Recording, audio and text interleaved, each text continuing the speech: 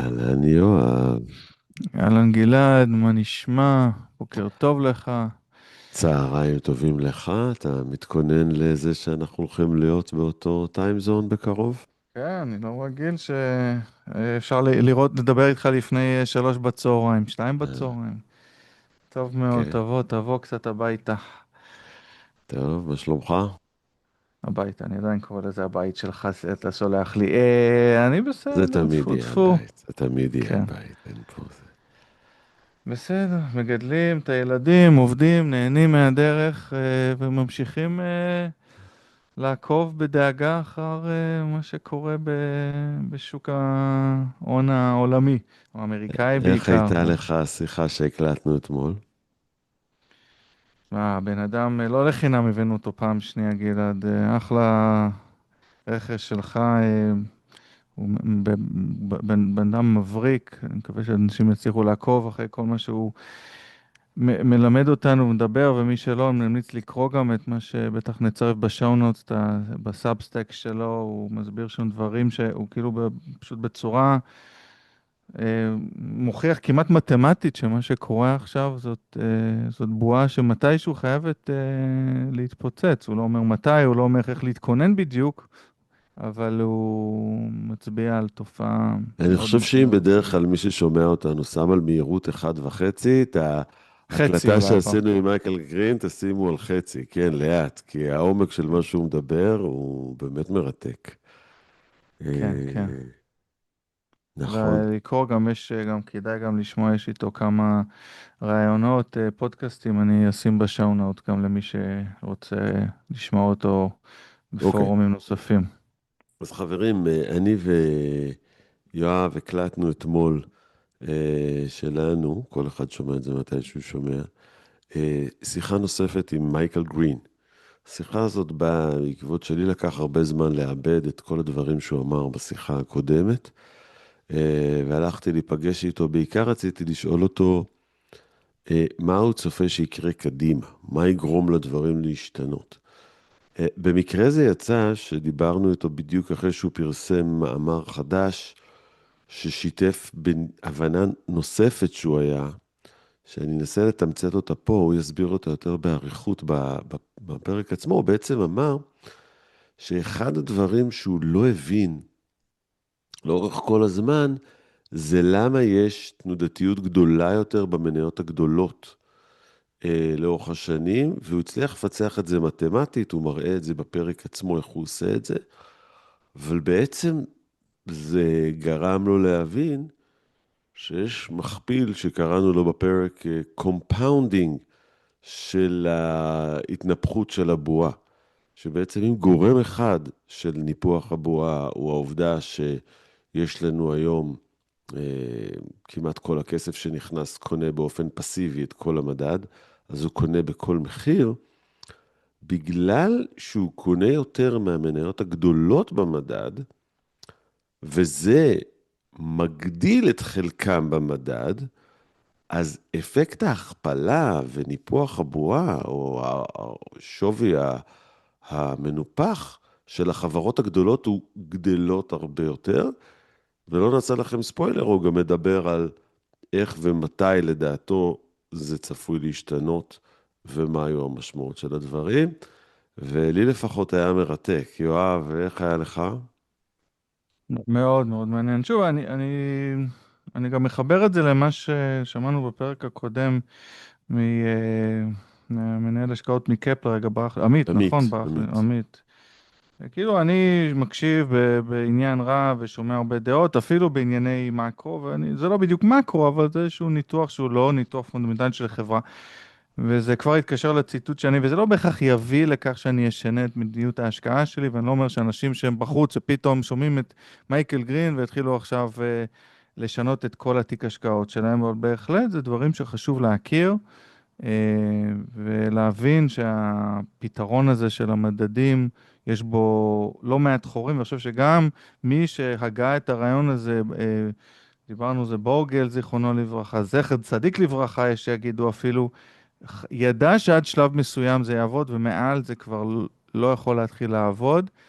לא בטוח שהגענו לזה, ומייקל גם אומר שאנחנו עדיין כנראה לא שם, אבל מתישהו זה יגיע אני חושב לנקודת שהשאלה קיצון. המעניינת זה מה זה אומר יעבוד.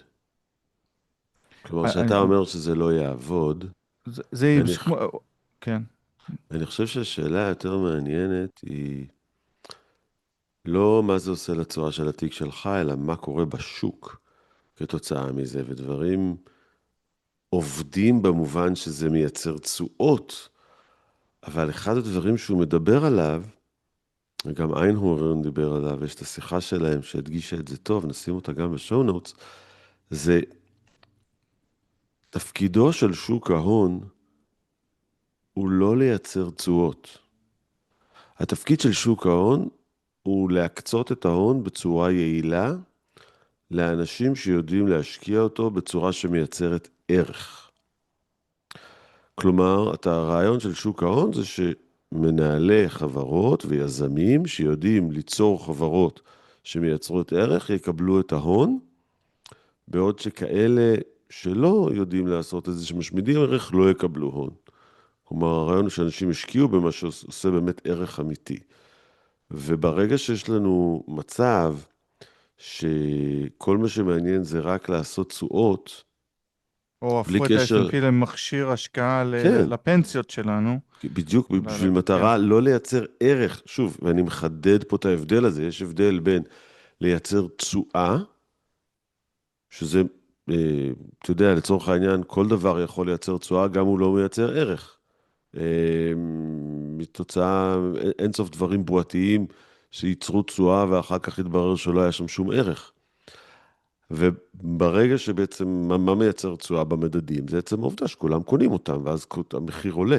יש עוד ועוד כסף שנכנס, אז בלי קשר להאם חברה מייצרת ערך או לא, המחיר שלה עולה והיא מייצרת תשואה. והנה, נתן דוגמה מייקל אתמול, ותשמעו עוד מעט בשיחה על חברת אפל, שבשנים האחרונות לא יצרה ערך משמעותי, אבל עדיין קיבלה שווי מאוד מאוד גדול, במכפיל 30 בערך, בלי באמת סיבה הגיונית לכך. ולכן, האם ההשקעה במדדים עובדת? אני טוען שלא. גם אם היא מייצרת תשואה בסדר, היא מעוותת את השווקים, וזה בעצם עיקר הבעיה. אני חושב שדיברנו איתו, והוא נתן כמה תובנות כן מעניינות על איך נכון להתנהל ומה המשמעות של התיקים האישיים של כל אחד, ואיך נכון להתנהל. הוא מצטער להסתכל על זה ברמת המקרו, בעוד שאנחנו קצת יותר ברמת והוא המיקרו-אינדיבידואלית של גם כל אדם הסביר ספציפי. מה הוא עושה בקרן שלו, שזה פתרון מאוד מאוד מתוחכם ויצירתי, ש... שמי שיצליח לעקוב יכול להתעניין או להסתכל על התעודה. יש גם את הפתרון שהוא לא יתעמק, אבל כמו שאמרת ברעיון שלו עם דיוויד איינהורן, שגם הוא מתמודד עם זה בדרך קצת שונה, כשיותר דומה לדעתי למה שאנחנו מנסים לעשות. אבל בהחלט מעניין, איש באמת, גלעד, הוא ברמה, זה כבוד עצום, שעכשיו שאני מנסה להביא לנו אורחים חדשים לפודקאסט, אני אומר שמייקל גרין היה אצלנו, אז זה כאילו נראה לי אמור לתת להם גושפנקה שאנחנו על המפה, מה שנקרא. אז ואני אציין גם, מעבר לחוכמה, לרהיטות וליכולת שלו לנמק ולהסביר דברים בצורה מאוד מאוד מדויקת, הנחמדות שלו. טוב, זה האמריקאיות שלו, אבל לא, גם. והוא קם לא, 10 דקות, לא. לדעתי הוא קם 10 דקות לפני הפרק, הוא קם גמור, ראית שהוא היה עייף, אבל הוא ישר תראה, התחיל להתעמק. אני חושב שהוא נחמד אמיתי. כן, כן, ברור לא, לא, שנכון, זה הוא כן. ממש מכל הלב. כל מה שאתה שואל אותו בסבלנות, אפס התנשאות, אפס זה ממש יורד לעומק של הדברים, ואכפתי וזמין כן, ונגיש כן, ועונה. זה זה יוצא לא דופן, מובן מאליו. אני נכון. מרגיש אצלו אפס אגו ורצון אמיתי וכנה לעשות טוב לאנשים ולחלוק מהידע שלו, ממש ליהנות מזה ולתת לאחרים ליהנות. כן, מסכים. תן לנו בכל זאת ציטוט, יואב, שלא הספקנו לעשות את זה כן, איתו, אבל לא נזנוח, לא. כן. אה, אז אני היום אביא משהו שקראתי של בנג'מין גרם, ציטוט שמאוד אני התחברתי אליו וגם אתה אהבת. בן גרם אמר פעם, Investing isn't about beating others at their game. It's about controlling yourself at your own game. בעולם ההשקעות זה לא תמיד להיות הכי טוב ולנצח אחרים, או לעשות משהו אחר שאחרים טובים בו, זה להיות, לשלוט בך ולהיות הכי טוב שאתה יכול במשחק שלך. וזה משהו שאני גם, בתורת ההשקעות האישית, גם מנסה לא להתפתות לדברים שאני לא מכיר, לא יודע, לדבוק בדרך, גם אם היא לא תמיד עובדת הכי טוב, לאורך זמן. צריך לדבוק בשיטה שעושה השכל עבורך, ולא כל אחלה הזמן... ציטוט, מאוד חשוב ומאוד קריטי. אני אביא גם ציטוט ממישהו שקוראים לו אוגוסטין אוף היפו, לא ממש יודע מי זה, אני חייב להודות, אבל אהבתי את הציטוט. Patience is the companion of wisdom. אני מאוד עוד מאוד פעם, אוהב. Patience רציתי, is the כן? companion of wisdom. יפה מאוד. סבלנות היא בת הלוויה של החוכמה. וואו, ממש יפה. מאוד מאוד אוהב את זה חוזר תוך כדי מי זה. מישהו. מישהו. חברים, בזמן שיואב מחפש, נזכיר לכם שכל מה שדיברנו, אלה לא עצת ייעוץ פילוסוף השקעות. מלפני אלפי שנה, חי שלפני 2000 שנה. טוב, 2000 שנה ועדיין המשפט מחזיק כמעט. מעמד. אנחנו נזכיר לכם, חברים, זה לא ייעוץ השקעות, לא שיווק השקעות, תיקחו את הכל in a grain of salt, זה רק כלי לתת לכם ידע והרחבת אופקים שאתם צריכים להמשיך ולחקור ולהעמיק ולקבל החלטות שמותאמות לצרכים האישיים שלכם. מי שרוצה ייעוץ שמותאם לצרכים שלו מוזמן להירשם למטה בלינק ויקבל ייעוץ על פי הדין. תזכרו שגם לי וגם ליואב יש עניין אישי בניירות שאנחנו מדברים עליהם, וקחו את זה בפרופורציה. באמת תנסו רק ללמוד מזה. יש לנו למטה נותני חסות חמודים ומקסימים שאתם יכולים להשתמש בהם, ולעזור לנו להפיץ את הרעיונות שלנו, ואתם מוזמנים להירשם לניוזלטר שלנו, שם אנחנו שולחים אחת לחודש את הדברים שהכי עניינו אותנו בחודש האחרון, וזהו, תהנו מהשיחה הנפלאה שהייתה לנו עם מר מייקל גרין. יאללה יואב, יס. נתראה בישראל. יאללה, גלעד, אחלה, תודה. Go. Hello, Mr. Green. How are you? I'm doing well, Gilad. How about you? I'm doing great. I'm doing great. We had Since some we last very spoke, peace has broken out all over. This is fantastic. unbelievable. Everybody loves each other now, amazingly. Well, That's I don't well, know if everybody love each other, but the hostages are back home. So Yep. this is quite remarkable. We must say that I didn't believe it. It's amazing. It's amazing. well, I'm very very happy for you and the nation of Israel. So that's good news all around. Thank you. Thank you very much, Michael, and thank you for coming back and giving us more of your time. Last time we talked about what is going on in the last few decades and a few years, and where are we at now? And if I can do a quick recap for the listeners who maybe don't remember the last episode, basically indexing is almost 100% of the inflows and more than 50% of the managed of the equities in the US. And as a Yes. result of it, valuation are skyrocketing in numerous measurements that we can see, and it will grow more and more as more inflow are indexes because people are buying without any valuation. But what I wanted to talk to you today and try to understand is, what do you think that will happen in the future?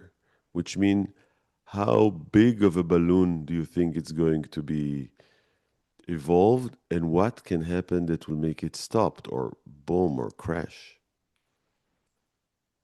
Yeah.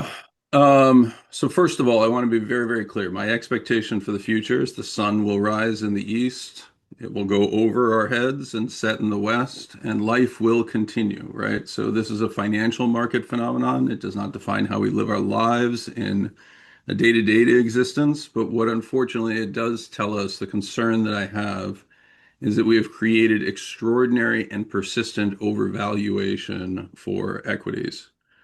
Just as a quick exercise, this will give your listeners a chuckle, right? I have not done any serious individual stock valuation work for many years for the very simple reason that it hasn't simply mattered, right? It doesn't matter to say that X is overvalued, right? Just the past couple of days, my latest Substack, actually, there was a bit of a breakthrough that's now the core changed a little bit of the core understanding, which is always nice. It's one of the reasons I write my Substack is for self-exploration. And it occasionally leads to one of those insights that even after studying this for a decade, I hadn't fully appreciated the dynamic of this. But it really boils down to it is as simple as if I give more money to the largest stocks and they do not match with liquidity, right? That will cause their prices to rise more than other stocks and they will become a larger and larger portion of the index. My analysis had actually focused on the idea of the level of passive and the size of the flows without considering the intra-stock allocation associated with it. But if you just mechanically think about what happens, if the largest stock becomes larger, on the next inflow, it gets even more, and then it gets even more, and then it gets even more. And so it turns out that there are 2 points of criticality here. One, criticality meaning at which the system changes in a meaningful way, like ice transitioning to water or water transitioning to water vapor. So it turns out that there are 2 factors that matter. One is the degree of concentration, and the second is the level of passive and the flows, or the second and third are the level of passive and flows. And so I've actually been forced to reappraise how far we are into this criticality. And my sense is that we are much deeper than even I had fully imagined. And I think we're actually seeing very concrete evidence of that. It helps explain what we've seen with the extraordinary increase and basically the high Sharpe ratio or very low volatility of the increase in companies like Apple, Microsoft, et cetera, relative to the rest of the index, and tells us that we're already basically past the point of no return on this. So it's actually quite concerning. When I went and Just to be clear, the reason that you feel that you understood that we are far more advanced is because of what? the secondary feedback of the concentration, right? So what we were well aware of is that the contribution of continuous inflows in a passive framework would have an inflationary effect on all stocks, most importantly on the largest stocks. Mm-hmm. Okay. But there's a second point that you cross that is a function of how concentrated the index becomes in those largest names that actually is an acceleration feature to this. Mm. And so that's really what I've realized in just the past week or so. It's actually quite shocking to me. And it's one of the, at the end of the day, I think of myself as a failed scientist, right? I'm using the scientific method to explore phenomenon. And occasionally you get that eureka moment, right? And so this So unfortunately is basically, one. just to make sure I understand correctly, you said we have 2 factors. One factor is the general inflows of indexes that Yep, creates valuations that is not truly based on the economic correct. principle of the business, just because people are buying it with every price. But the second of it is said that because this magnifier magnifies much worse or much in a far More. better, more, yeah, far bigger effect on the bigger ones. So the concentration give it like a compounding effect of the overvaluation. That's exactly what it does. Yes. Mhm. So, but So just so, take it to its extreme, right? We are well aware of the thought experiment. If we get to 100% passive, the market breaks. mhm. But also take it to the extreme where a single stock becomes 100% of the index or 99.999% of the index, right? Then all of the flows would be going to that stock and every other stock would end up being neglected. And so those 2 factors are a compounding factor. That's literally the the right in, the expression of in it. yeah, the indexation and the concentration. But Correct. okay, what can happen that can change it? What So can change the inflows? the quick answer is what changes the inflows are 2 components. One is a policy change, which is what I have been advocating for and trying to push for. And anybody is Candidly, listening? Anybody is yeah, considering changing of policy? I can't see who has the interest or the political strength or if it's ain't broken, why fix it? Everybody's happy. We're drunk. We're enjoying the drugs. Don't, why to make it? Why are you which making unfortunately problems? is, Why are you which making unfortunately, problems, Michael? why am I making problems? Exactly. Well, one, it's just built into my nature, as my wife would tell you, right? But I am at the end of the day the scorpion on the back of the frog, right? Yeah, But the simple reality is no, nobody is listening. Nobody wants to listen to this because, as you correctly point out, it's 3 a.m. There's still alcohol at the party, and boy, is it a fun time, right? Um, so that is unfortunately one of those things that you're just, there's not much I can actually do about it. And we need to accept that we will probably more broadly recognize these conditions when it gets even more extreme. The second component is that it I would does. presume that the regulators will do some things when the movie about the crash will be out.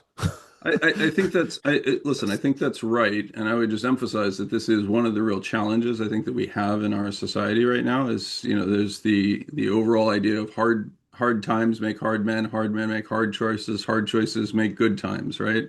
Good Good times times make make weak people. weak men make weak choices make hard times, right? And the cycle repeats itself. And so, unfortunately, that's where I think we are. We're at the point where the easy choices are, well, maybe this is wrong, right?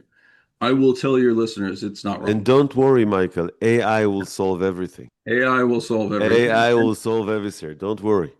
Well, and that's one of the great ironies is that it helps to explain why we're seeing the extraordinary valuations for these companies that unfortunately suggests that there is a significant quantity of malinvestment, badly made investment choices that are currently being made that will have economic ramifications that influence our daily lives. In the United States, AI capital spending is now exceeding, in terms of contribution to GDP growth, consumer spending, right? I think there's about, Again, can you repeat it? I think it's sure. important for people to notice. So the feedback of this is to tell companies that the activities they're involved with are incredibly valuable. That in turn encourages them to spend generously on the activities that they are involved with. If the signal that we're receiving is a false one, that is instead a mechanical property of the market structure, which I very, very strongly believe that it is, right? There's still an outside chance that I'd be proven wrong, but unfortunately, the empirical facts on the ground keep reinforcing my interpretation of what is actually playing out, right? So there are multiple components to this, but No, but one you is, said that the investments oh on yeah, so their AI, specific statistic is in the United States in this on the year-to-date basis, the contribution from capital spending on data centers and AI related infrastructure now exceeds the contribution to growth that is coming from consumer expenditures in total, right? wow. The entire economy is composed of people buying things from other people, right? That is what an economy ultimately is, goods and services. For the entirety of the growth that is coming from the entire population's expenditure increases, particularly considering that we have inflation, right? This actually tells you how important this has become in the United States as an economic contributor, right? It is concentrating wealth at an astonishing rate. That's driving behaviors, particularly at the high end, that are very much at odds with the economic condition that the vast majority of American citizens are experiencing in their daily lives. That breeds resentment and frustration. So we're seeing these components manifest across our society. Now, what causes it to crash? There are a couple of things. One is remember that this is a mechanical property. So a company like Apple, which has only grown its cash flow at slightly better than the rate of inflation over the last decade, is now sporting an extraordinary valuation. Right? It's trading at 30 plus times forward earnings. That makes absolutely no sense in the context of a company that is, growing very, very slowly in absolute sense, right? It Hmm. makes perfect sense with my mechanical feedback model. And as a result, companies like Apple have been resourced to an extraordinary degree. Right now, how does this end and how does it play out? Right, there's a couple of features that have its ending, unfortunately, baked into the process. One is that we should see a continued rise in volatility. That volatility itself has a feature in the market that raises the probability of an extraordinary price correction. Why would we see growing volatility? Let's go back to that same example, right? Where we're currently at the point that about 30% of the market is now the top 5 names. If we Mm-hmm. continue on this path, that 30% will become 50%, that 50% will become 70%. And at that point, the market itself, being composed of only a few stocks that matter, is inherently more volatile, even before we consider the compounding effects of the incremental flows being not valuation based and increasingly effectively faith based, right? So part of what is going on right now is a Bitcoin-like phenomenon where belief that the S&P has taken on monetary characteristics, the belief that the S&P is the safe way to invest, that nobody can outperform the S&P, et cetera, that is further encouraging people to hold on to these companies in a hodling framework that drives even greater inelasticity and makes the stocks inherently more volatile. This is something I don't understand. Why the inelasticity creates volatility? Well, that literally is the definition of inelasticity. It's how much does price have to change for a change in supply and demand. Mm-hmm. And so the more inelastic a stock, the more the price will change relative to changes in supply and demand. That's the definition of volatility. How much does the price change? Yeah, but if we come out of the assumption that supply and demand will not change because we have endless demand and lowering and lowering supplies. So that would be great if it was true, but remember that demand, the incremental buying, is always going to be a function of income levels, Mm-hmm. right? I can only save what I earn. I could Mm-hmm. theoretically, for a short period of time, borrow additional funds, but I Mm-hmm. ultimately have to pay those back, Mm-hmm. right? So at the end of the day, we are bound by income. And this is where I introduced the Warren Buffett indicator last time we spoke. The idea of market capitalization to GDP Mm-hmm. is really that relationship of asset value relative to income. And so as we get higher and higher in valuations, our contributions are a smaller fraction of the market, Okay, right? okay. I think I understand now. What you're basically saying is that as valuation grow higher, the demand in relation to the total valuation becomes smaller. Smaller, correct. Those stocks are going to become so large that our contributions aren't going to make the It's not stocks going to be move enough to push the needle.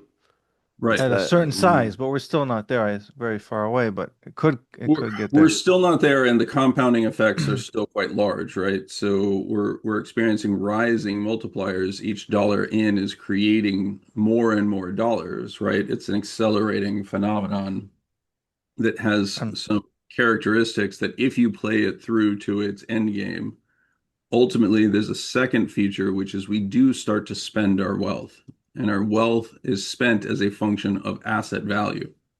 Mm-hmm. So if you think about what is happening, our contributions are falling as a percentage of the asset value. Our withdrawals are rising in dollar terms, right? Eventually the two will cross, and at that point the system corrects violently because you you try take to sell and there's no buyer. just so you know, Mike, incidentally in Israel, there are many workers at Nvidia, and many of them have become millionaires. So you could also think again, Israel is a small microcosm, but the fact that maybe Mhm. their contributions are raising because they're becoming richer. So maybe here that won't happen, but I'm sure in on a world scale, there aren't not everybody can work for these large cap stocks and have Not higher everybody can contributions. work for these large cap stocks, and part of what you're actually describing is an unfortunate, what that feels fortunate byproduct of this, right? Your neighbor who works for Nvidia, who has the exact same skill set that you have, won the lottery in life, right? They happen to be working for the right company. you putting the exact same hours in now become impossibly poor relative to your neighbor, right?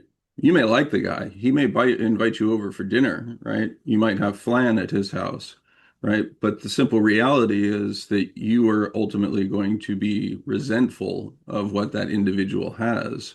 You can't avoid it. It's human nature. Okay, but I still want to understand the mechanism and the details of it. Okay, basically, you said that because the inflows are inflating the markets and inflating the total market value of the big companies, and Right. that And in turn, effectively a narrower framework. but eventually, in order to make it continue making it grows, we will need more and more inflows to inflate the market because otherwise it won't be able to support it. This is what you're saying, Correct. basically? Yes, that is And you correct. say that because the withdrawals, and maybe I will explain to our listeners that aren't really familiar with the pension and retirement accounts in the US, retirement accounts have mandatory withdrawals. People must start withdraw money from their account in the age of 72, I think. Mhm. And they have like 4% out of their accounts. It starts at 4% and it climbs over time, right? So But basically, people are obliged to withdraw a percentage of their total net worth. So if we inflate the total size of the account and we need to withdraw percentage of the total amount, so eventually the outflows will be bigger than the inflows. correct. That's exactly the math. Do you have any speculation or calculation according to your models when it might happen? So the quick answer is under current laws, that looks to be about 2 to 3 years from now, Wow. right? But that is going to depend on how high valuations rise. It also depends on economic conditions, which is where the feedback loop from things like spending AI become important. If it Why? turns out that those expenditures are improper, too high, and we're therefore employing too many people, spending too much money on something that is not going to offer an adequate economic return, or even worse, right? And this is one of the real fears with AI, that we end up subsidizing a technology that ultimately replaces many jobs, right? Then you're suddenly looking at a situation in which you could reduce those contributions and incomes through falling employment, as well as through the natural process that has its own end game built into it we've already described, right? So this is like, just stop and think about this from a second. I understand it requires you to put on your Luddite, hat, and I don't want people to do that. I actually think that there are positive implications from this in the same way that the overspending on the internet enabled us to have low-cost internet for an extended period of time. But many of the investors were ruined in that process, and candidly, many people made career choices associated with that failed to work out for them, right? Because we had a false signal that flowed through to the economy. So this is a very similar but much bigger phenomenon in terms of its implications. Let me put the optimist hat for Sure. for a while. Okay, people are saying, yes, all of this is true, but we're going to have a new economy. We're going to have new implication of the AI that we can't really grasp. We have more and more application that will provide for us more and more prosperity. We're going to have a deflationary input by reducing the cost of producing goods. We have smarter science and smarter medicines because AI will help us do our research better and make us smarter. So we will work it out.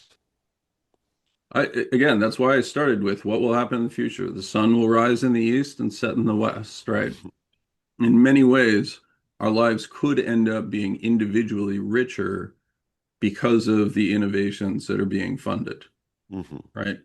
Whether that means that process is painless, as your soliloquy optimistically described, or whether it turns out to be fraught with questions that we haven't fully explored, like who owns AI, who controls our access to these tools, right? At what cost is it made available to us to become much more productive so that we can achieve the objectives that you're highlighting? And are those benefits broadly diffused, or are those benefits concentrated? These are all things that we should have decided beforehand, right? But because of the models that we've actually created, we may be forced to decide them after. Or that we won't be able because we have competition. It's not a closed Well, ultimately, the globe is system. a closed system, right? Until Martians start coming down and contributing to our economy, it Yeah, is a but you have different interests according different countries, and yeah, maybe we'll see if Trump has managed to bring off the hostages. Maybe he'll be able to negotiate with China and and create an alliance with them. But I don't see it happening, not in the short term. I don't see an alliance happening, but I do think that you're actually hitting on an important point, which is for all of my objections to Trump's behavior personally, and I'm certain that many Israelis have similar feelings about their government. The simple reality is that he is among the first to actually truly start negotiating from a position of power. Right. So at the end of the day, China has a very weak business model. We Mhm. invest a whole bunch of money and we sell to everybody else, right? Are they willing to accept what we sell to them? That's what Trump has actually started to raise. And he started to basically ask exactly the questions that we're describing. Who owns these assets? Who benefits from them? Do we allow the individual consumer to focus primarily on, I want cheap kitchen utensils from China or very inexpensive semiconductor chips? Is that what I'm more focused on? Or am I increasingly aware that that puts me in a position of deficit and risk relative to a foreign power that could suddenly dictate how we live our lives in our individual countries? And the answer to that is always the customer is always right, right? At the end of the day, if you're being poorly served by your local grocery store, you'll go to another grocery store. The customer, the grocery store can berate you and tell you that, no, you should be buying at our store. It's a patriotic display. It's our neighborhood store, et cetera. And your reaction to that would be very fair to say, well, then you should have treated me better.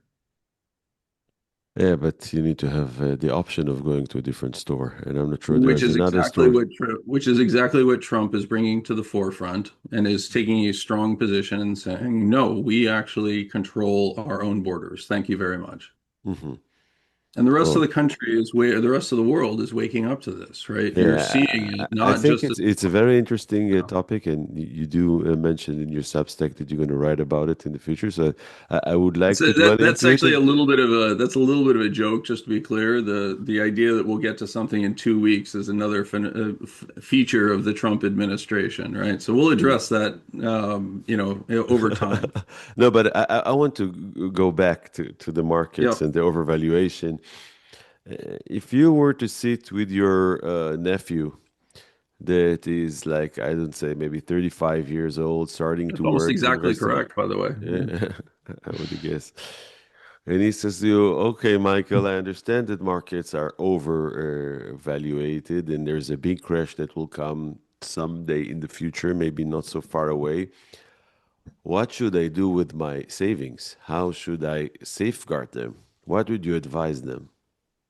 So the quick answer is anytime you're describing something like this, that is what's called a systemic risk, right? We have Hmm. created a system-wide risk. Protecting yourself against that is by definition impossible, right? You may protect your individual fortune by choosing to exit before everybody else. That exposes you to risk that you will become relatively more poor as other people around you become richer, right? That's a risk you cannot hedge against. There's a second risk, which is you become rich like everyone else and then discover that your assets are frozen and illiquid, as people did with Bernie Madoff, for example, that they never really existed, Hmm. right? This is very similar to that phenomenon. It's why people describe these as having Ponzi-like characteristics. We are in a system in which our ability to exit is contingent on other people continuing to buy, Hmm. right? Um, things that you can do, right, is to recognize the features of the system that create that component of neglect. You'll hear many people, this is one of the reasons that this concentration feature becomes important. And let me actually take a picture from my Substack. I just want to show your listeners. Can Sure, I yeah, I'll give you the share my option. Yeah, screen? yeah, yeah, sure. I need you to, okay, you added it. Perfect.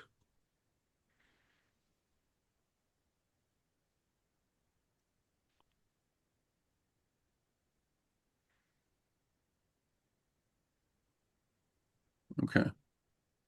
So this is just a very, very simple example to walk through the concentration impact that I was describing. So the largest stock, roughly, I'm using Apple because it's a little easier than Maybe Nvidia. if you could zoom in a little bit, Increase the people, size. yeah, people will be able to see it better. Okay. Let me actually try to center it on my screen as well. All right. Okay. So if you think about a scenario in which $1 billion has contributed to the index, right? Apple, at 7% of the index, would get $70 million. CarMax, which is the smallest stock currently in the S&P 500, would receive only $100,000, right? If I look at the formulas for how we know this impacts price, an order of that size on a day into Apple causes the price of Apple to rise. And I apologize for the false precision, but it's illustrative. That would cause a 0.167% increase in the price of Apple. This is That's a daily inflow of this 1 is a billion? daily inflow of $1 billion. And to put this in perspective, remember that passive is receiving between 500 and 750 billion dollars a year of inflows. So roughly this is, you would want to multiply this by about 3. 500 to 600 to the S&P or to all the passive?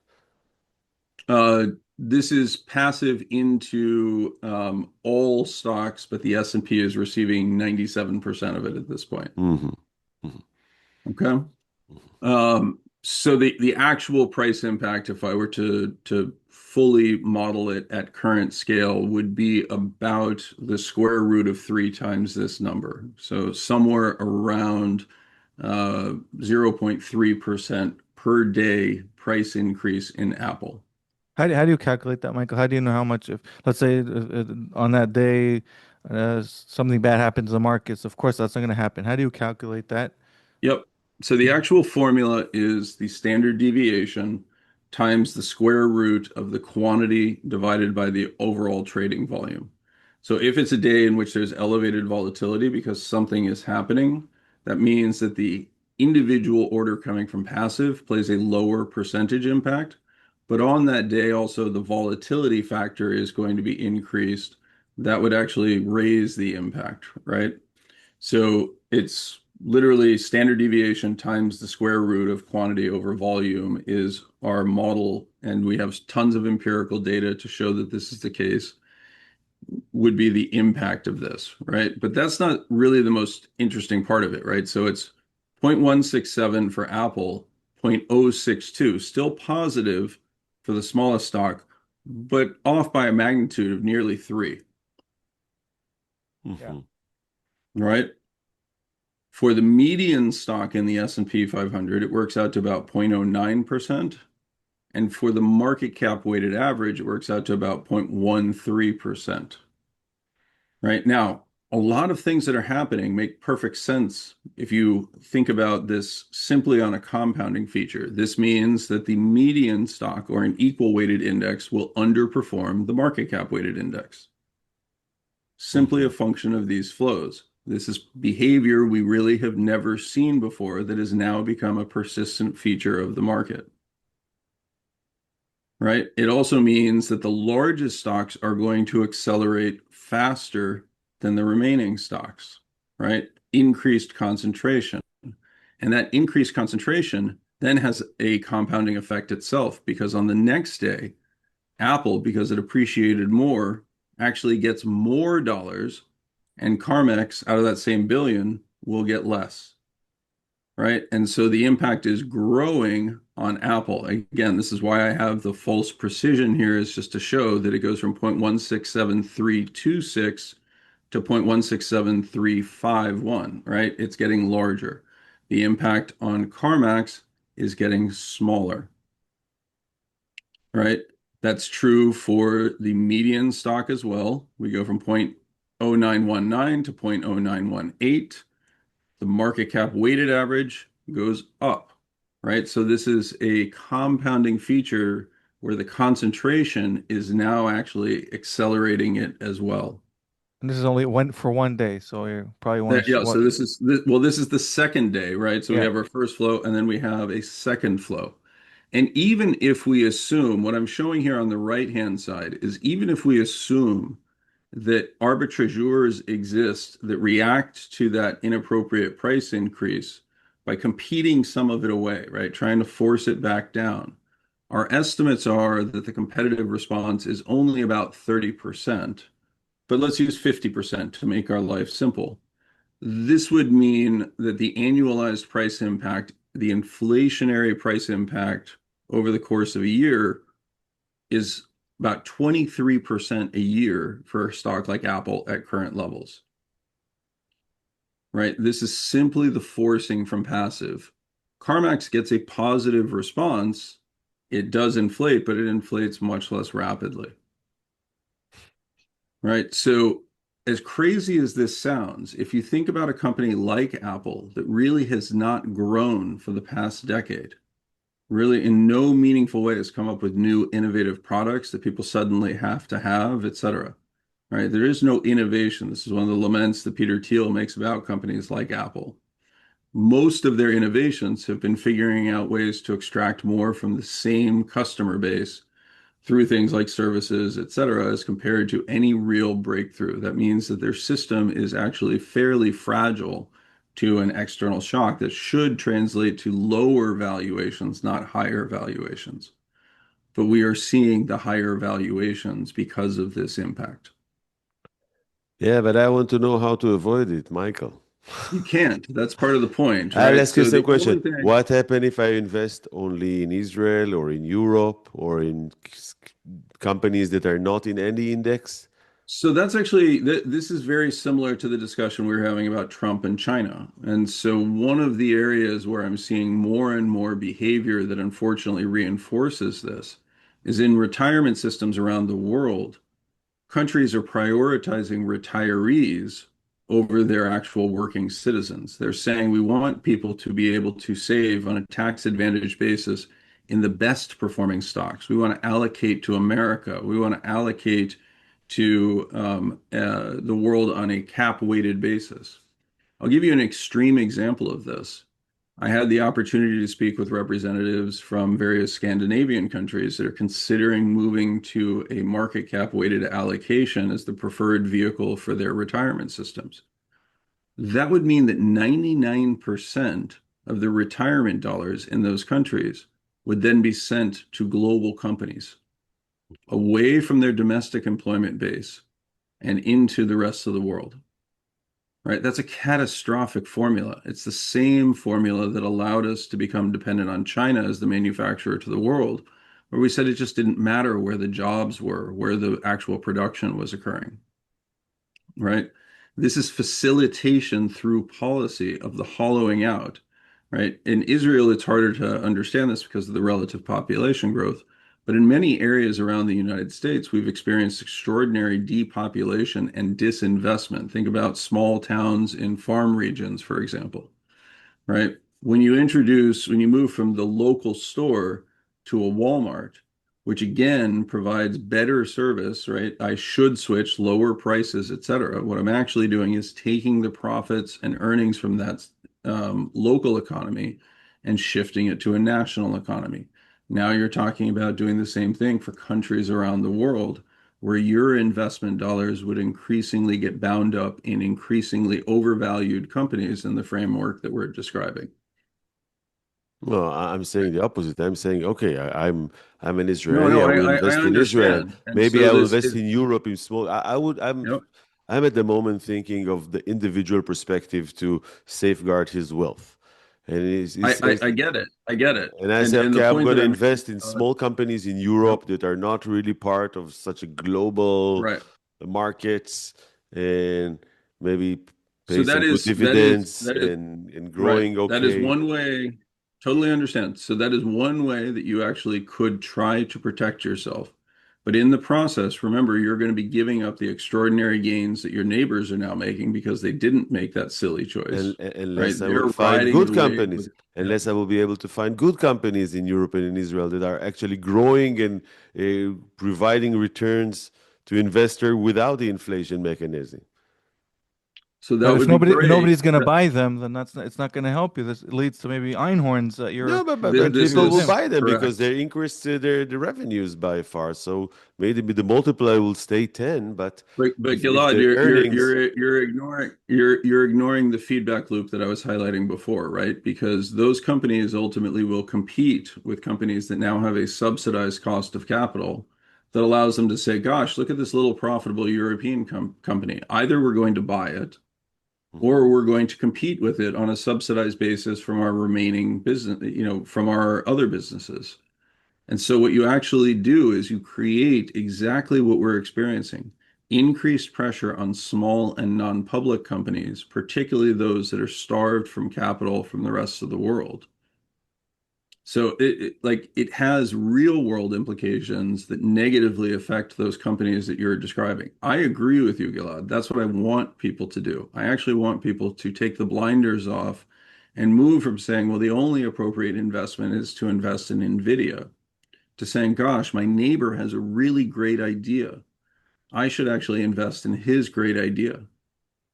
and maybe if the big companies have a lot of capital and buy us out, we'll make a nice exit and enjoy it from different way. I want to cover with And you. yes, then you will locally, and I just want to be clear, then you will locally become wealthy. What do you do with your money then?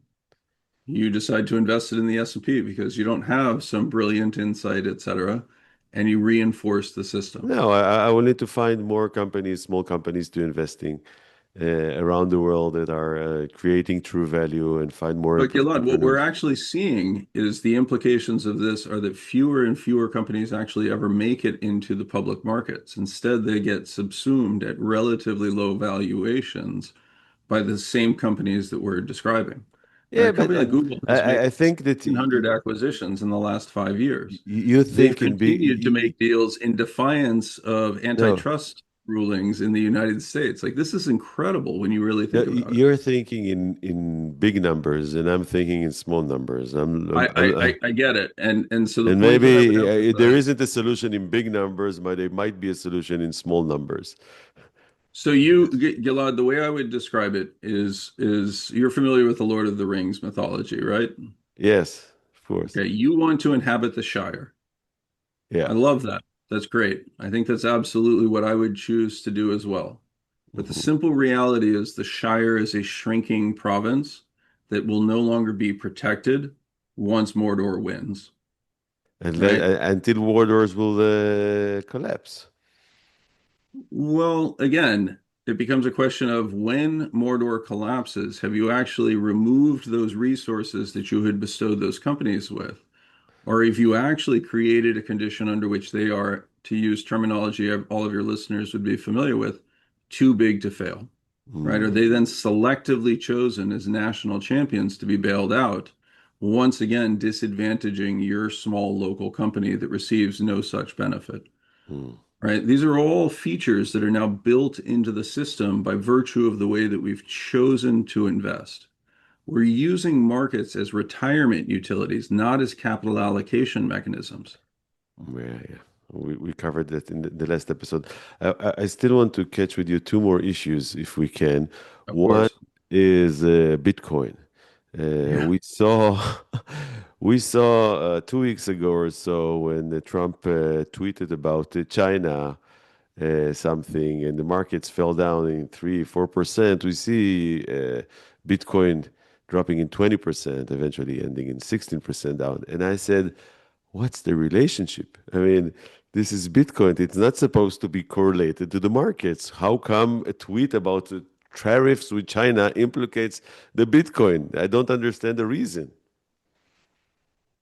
Well, I think there's a couple of features that are important there. One is anytime something simply becomes a ticker, which is really what Bitcoin is at this point, right? It's easily incorporated into your portfolios, and then it's subject to systematic rebalancing frameworks, right? So, and it's also subject to the same collateral requirements. So if you imagine a scenario in which I build a portfolio that is 5% Bitcoin, 95% US stocks, if US stocks fall relative to Bitcoin, what do I have to do?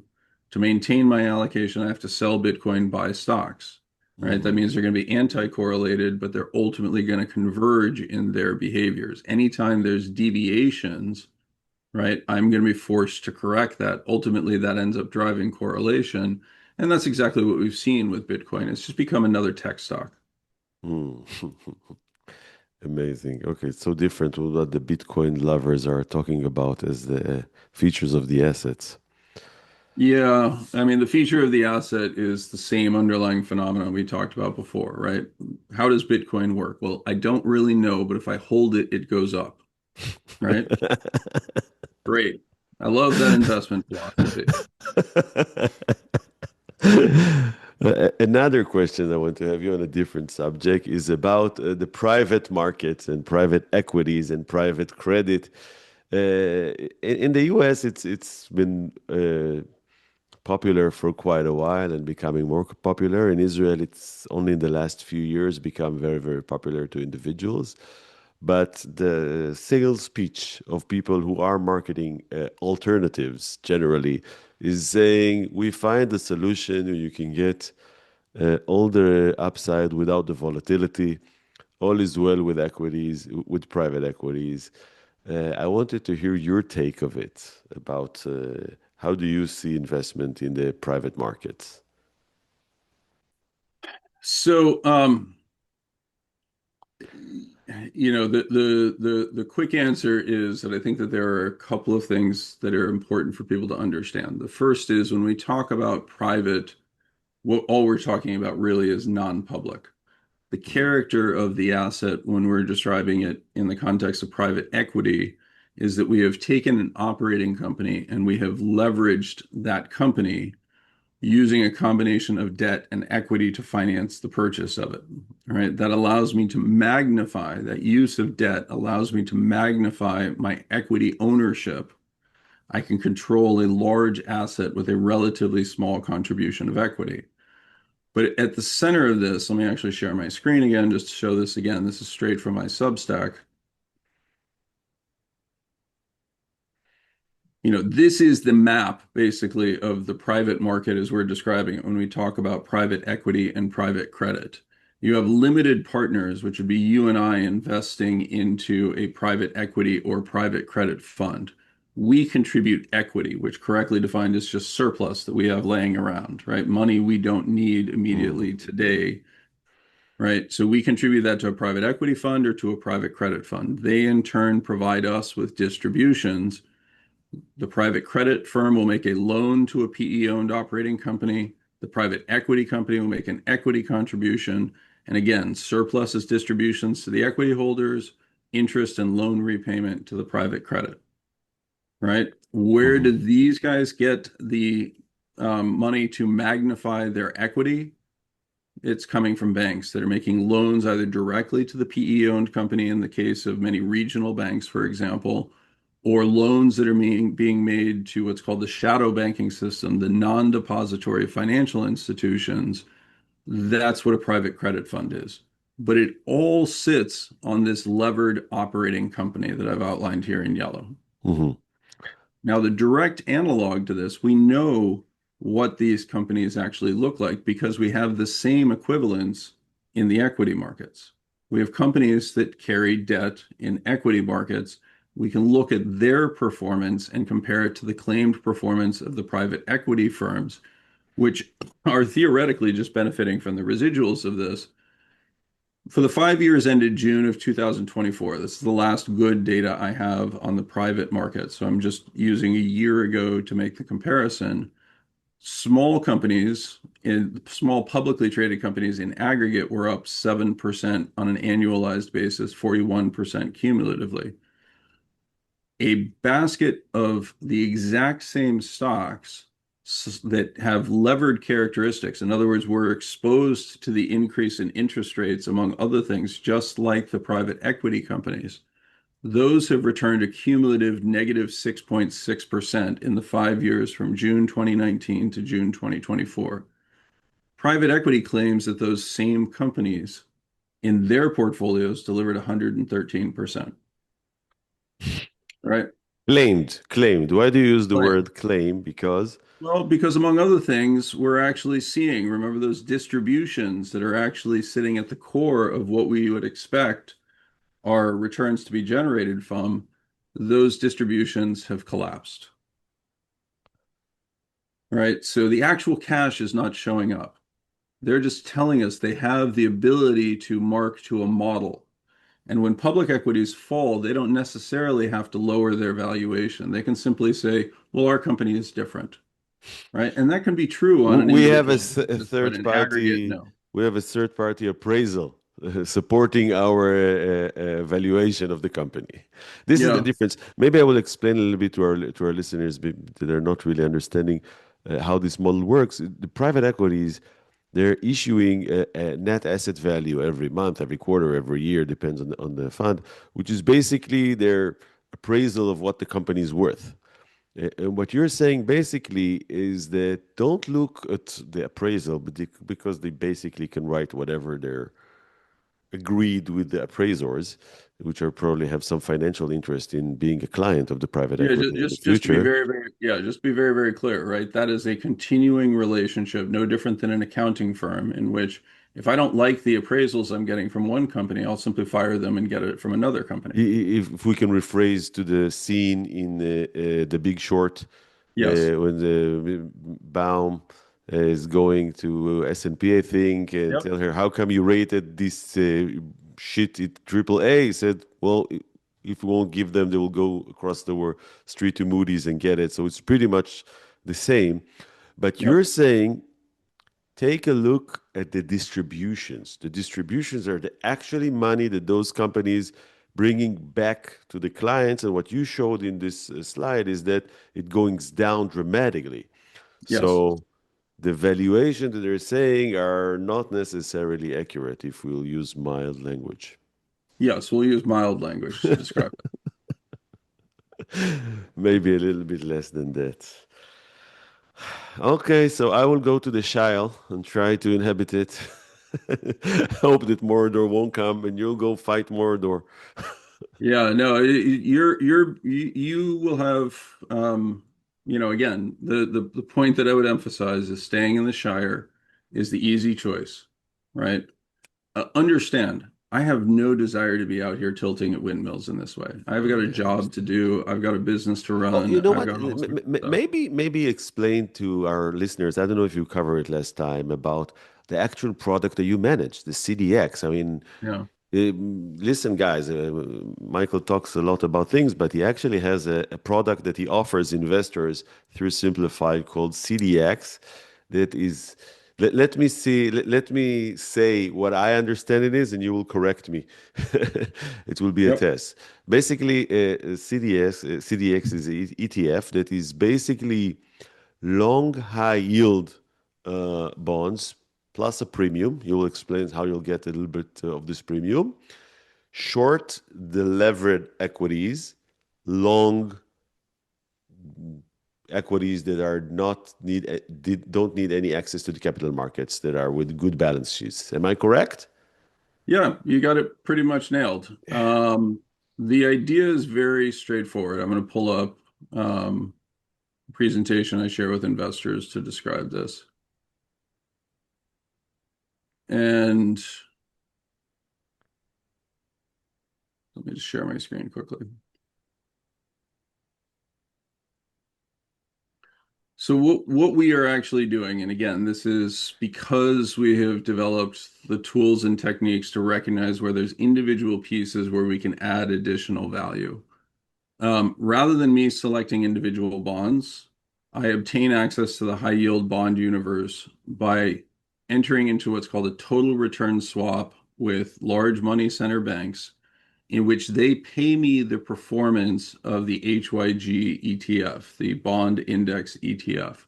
The reason that that is attractive to me is because the reason those banks actually have those shares is because many credit funds will short HYG as a way to magnify their exposure to their individual picks, right? In aggregate, they all have to effectively cancel each other out. And so they're fighting a game amongst each other. I'm simply saying, look, if you guys are going to do that, that's putting pressure on the bank balance sheet. I, in turn, will take that pressure off of the bank balance sheet in exchange for them sharing with me some of the securities lending revenue. That typically is between 50 and 200 basis points of additional return that is generated because I'm receiving a portion of that securities lending fee. It So also let's has say if the high yield have like, I don't know, 7, 8%, you will get 8.5, 9%, something like this? yeah, somewhere in the 7.5 to 9% range would be a Mhm. reasonable conclusion as a starting point, Mhm. right? So I'm picking up a little extra there. The Mhm. second is that we are actually using some of the tools and techniques that come from my research on these types of phenomenon to build a proprietary hedge in which we are long companies that never need to tap capital markets and short companies that are perennially tapping capital markets. I match those on a sector weighted basis. I'm equal weighting each of the individual names in those two baskets so that I don't have excessive exposure to idiosyncratic bets. And again, the industries are matched to the credit indices, so I don't have a large technology bet, for example, right? Mhm. So What that basically, what you says, let me know if I understand. You says, well, if the if high yield will tank, then the companies that I long will hedge it. actually the companies that I'm short will hedge it. They will Yeah, experience a more adverse reaction than the yeah. companies that I'm long. Hmm. But also the Um, company that you're long should do good in this situation because they're not their capital, they have good Well, capital. in an event that causes credit spreads to widen, what that means is capital broadly is less available. One of the ways that people obtain capital is by selling those higher quality companies. Hmm. And so I expect them to go down, but not go down as much. And so I'll actually just show this here quickly. And then just as a side note, I have the capacity to use additional hedges. I can spend a fraction of the portfolio up to about 2% on additional forms of protection. Currently, we are very, very well protected. We have about 20% exposure to what's called CDS, which is a direct protection that lowers my return. It doesn't have the positive carry characteristics. The really critical component, though, is this quality junk overlay. You can actually see that here in black. This should probably be shown on a logarithmic so you can capture the scale.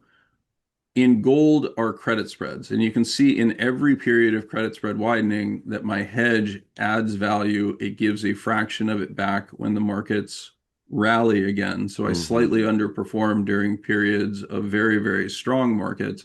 But during those periods of sell-off, I dramatically outperform. That combines to give a relative performance that you can see here in the gold.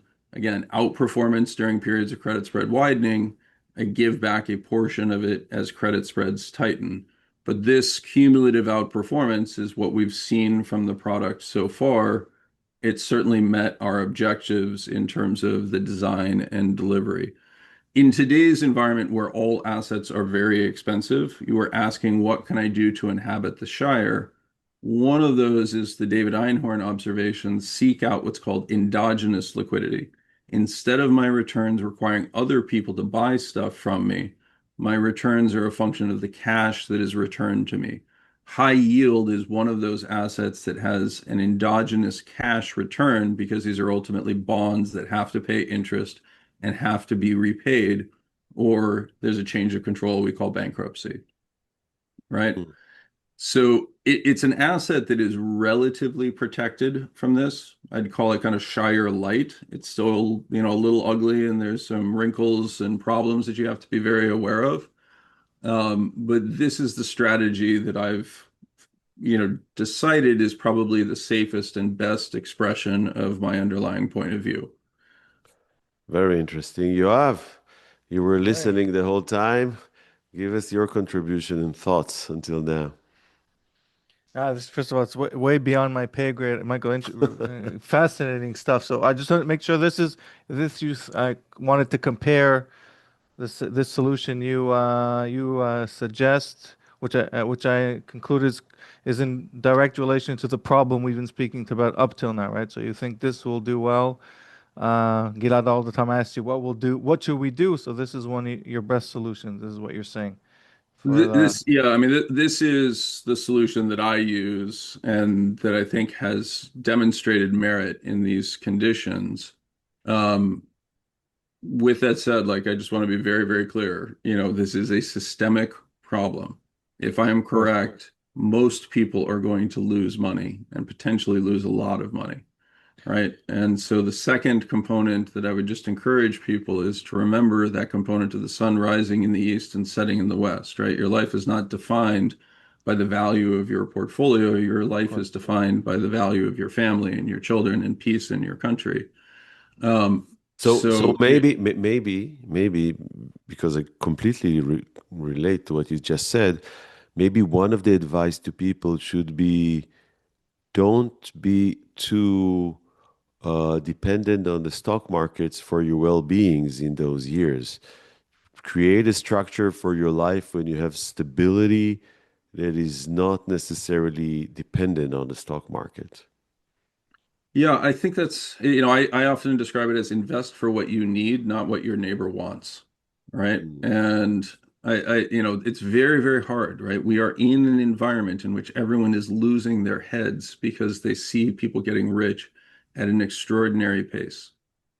Right. I may have actually told you the old story. It's a Jewish proverb from Russia, right? The um, rabbi is walking along the side of the Black Sea and sees one of his temple goers who is spoon feeding yogurt into the Black Sea. And he says, "What are you doing?" And he said, you can't build a yogurt culture in an ocean. That's not going to happen. And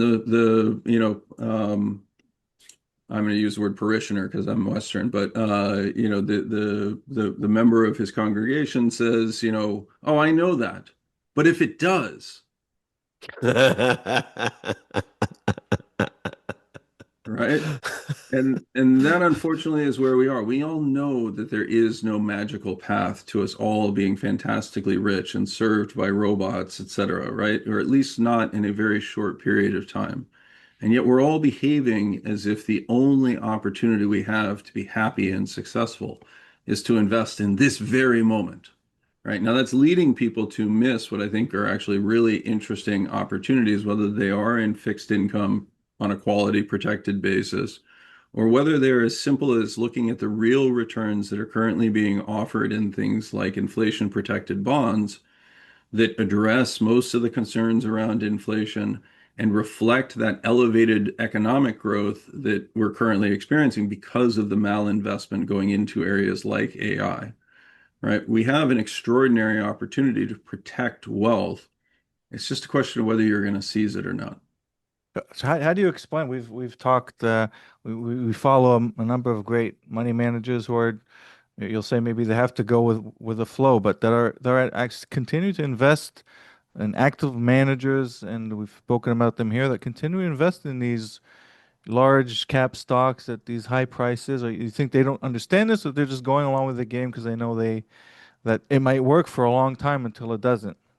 I have a hard time. We talked about it with Gilad, understanding why would people do this, but smart investors are doing this. They don't understand what you're saying, what's going on. No, I think they all understand, but the really smart investors, right, actually recognized that there was something wrong and that valuations were crazy almost a decade ago, right? And so they're the boy who cried wolf. If you stood up and you shouted that valuations make no sense, it's irrational exuberance. We forget that Greenspan uttered those words in 1995. Right, 5 years 5 years, later, yeah. people were making fun of him. Right, and 20 years later, people were making even more fun of it. 30 years later, people were making even more fun of him because valuations have moved to new all-time highs, right, in defiance of everyone's expectations. So the simple reality is, and again, I've alluded to this, right? When I stumbled across these mechanisms in 2016 and began to recognize what was happening, if I had known that a decade later I would be on podcasts speaking with Israel about the same issues with no real progress, in fact, we've moved in the opposite direction, right? The right answer for me would have just been to shut up, right? And you know, that maybe, to use terms from Bitcoiners, maybe I'm just salty, right? It is possible. But you have to admit, I'm not sitting here and saying, you know, like, whoa, well, you know, this is just people being stupid. I'm actually taking a far more thoughtful approach and saying, wait a second, we've actually built this into the system, right? This Yeah. is something that we chose to do from a policy standpoint where we misunderstood the systems that we were dealing with. And that, unfortunately, is where systemic risk really comes from. It's a common belief that turns out not to be true. Michael, thank you very much for your time and all hard work, and we will do our best to spread it a little bit more and go deep into it and understand it and eat our yogurt in the Shire. Sounds like a plan.